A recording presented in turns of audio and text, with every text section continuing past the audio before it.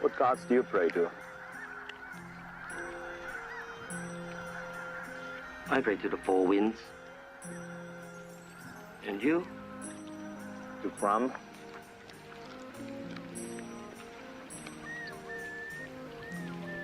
But I seldom pray to him. He doesn't listen. What good is he then? Yeah, it's just as I've always said. He's strong. If I die, I have to go before him. And he will ask me, what is the riddle of steel? If I don't know it, he will cast me out of Valhalla and laugh at me. That's Crum. Strong on his mountain.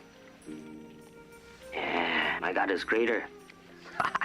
Crum laughs at your four winds. Laughs from his mountain. My God is stronger. He is the everlasting sky. Your God lives underneath him.